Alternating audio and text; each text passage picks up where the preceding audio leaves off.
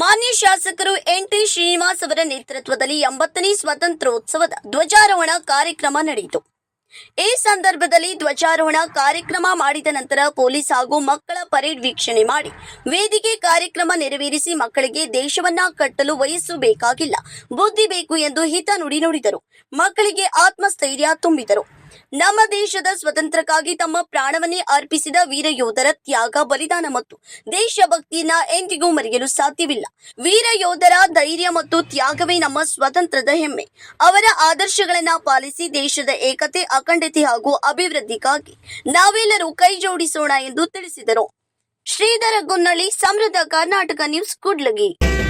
80ನೇ ಸ್ವಾತಂತ್ರ್ಯ ದಿನಾಚರಣೆಯ ಧ್ವಜಾರೋಹಣದ ಅಂಗವಾಗಿ ಪಥಸಂಚಲನ ಕಾರ್ಯಕ್ರಮ ನಡೆಯುತ್ತಾ ಇದೆ. ಅದರಿಂದಾಗಿ ಪೊಲೀಸ್ ಇಲಾಖೆ ಸಂಘಿ ಪ್ರೊಫೆಸರ್ ಇವರ ನೇತೃತ್ವದಲ್ಲಿ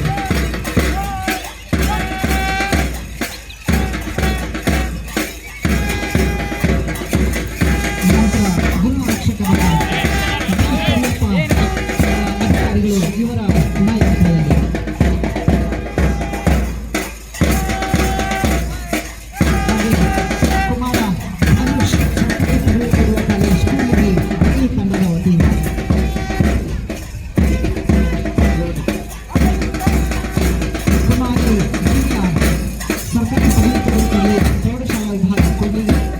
ನಾಯಕತ್ವದಲ್ಲಿ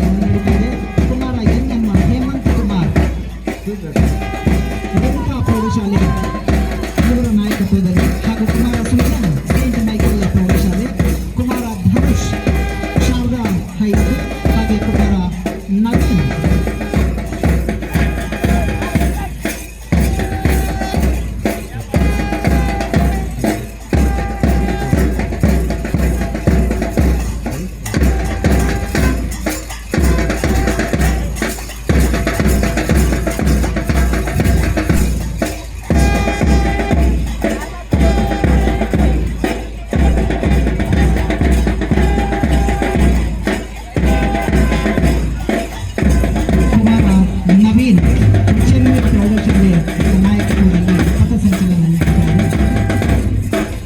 ಎಲ್ಲರಿಗೂ 80ನೇ ಸ್ವಾತಂತ್ರ್ಯ ದಿನಾಚರಣೆಯ ಹಾರ್ದಿಕ ಶುಭಾಶಯಗಳನ್ನು ತಿಳಿಸುತ್ತಾ, ವೇದಿಕೆ ಮೇಲೆ ಆಸೀನರಾಗಿರ್ತಕ್ಕಂಥ ಎಲ್ಲ ನಮ್ಮ ನೆಚ್ಚಿನ ತಾಲೂಕಿನ ಅಧಿಕಾರಿಗಳು, ಎಲ್ಲ ನಮ್ಮ ಹಿರಿಯ ರಾಜಕಾರಣಿಗಳು ಮತ್ತು ನಮ್ಮ ಪಟ್ಟಣ ಪಂಚಾಯತಿ ಅಧ್ಯಕ್ಷರು, ಉಪಾಧ್ಯಕ್ಷರು, ಸರ್ವ ಸದಸ್ಯರು ಮತ್ತು ಎಲ್ಲ ಮುಖಂಡರುಗಳು, ಮುತ್ಸದಿಗಳು, ಹಿತೈಷಿಗಳು ಮತ್ತು ವೇದಿಕೆ ಮುಂಬಾಗಿಲಿರ್ತಕ್ಕಂಥ ಎಲ್ಲ ನನ್ನ ಮುದ್ದಿನ ಮಕ್ಕಳು ಮತ್ತು ಮಾಧ್ಯಮ ಮಿತ್ರರು ಎಲ್ಲರಿಗೂ ನಮಸ್ಕರಿಸುತ್ತಾ, ಇವತ್ತು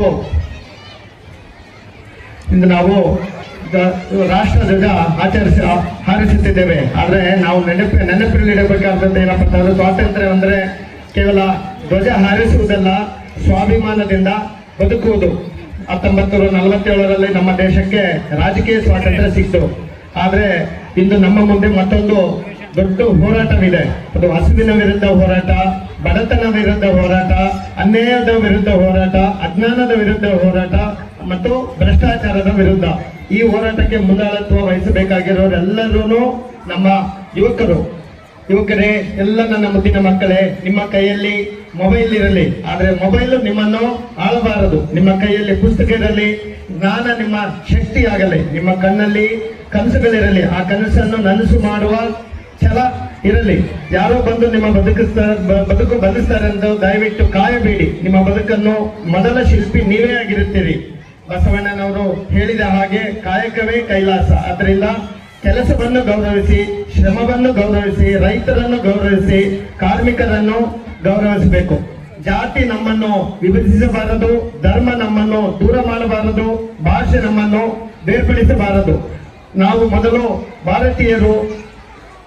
ಮಕ್ಕಳೇ, ನಿಮ್ಮ ಕೈಯಲ್ಲಿರುವ ಪುಸ್ತಕವೇ ನಿಮ್ಮ ಮೊದಲ ಆಯುಧ. ನಿಮ್ಮ ಜ್ಞಾನವೇ ನಿಮ್ಮ ಶಕ್ತಿ, ನಿಮ್ಮ ಶಿಸ್ತೇ ನಿಮ್ಮ ಗೆಲುವು.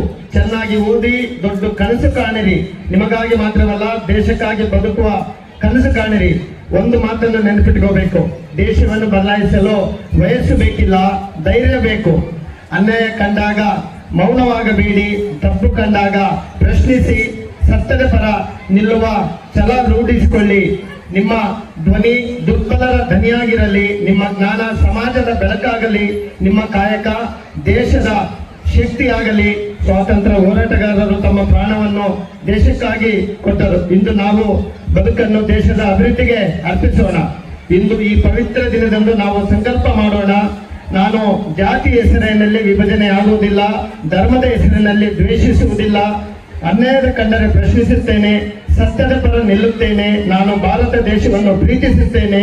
ನನ್ನ ಭಾರತವನ್ನು ಬಲಿಷ್ಠಗೊಳಿಸಲು ನನ್ನ ಕೈಲಾದಷ್ಟು ಕೊಡುಗೆ ನೀಡುತ್ತೇನೆ ಅಂತ ಹೇಳ್ತಾ, ಮತ್ತು ಕೊನೆಯದಾಗಿ ಧ್ವಜವನ್ನು ಹಾರಿಸುವ ಕೈಗಳು 1000ವಾಗಲಿ, ದೇಶವನ್ನು ಕಟ್ಟುವ ಕೈಗಳು 1,00,000ವಾಗಲಿ.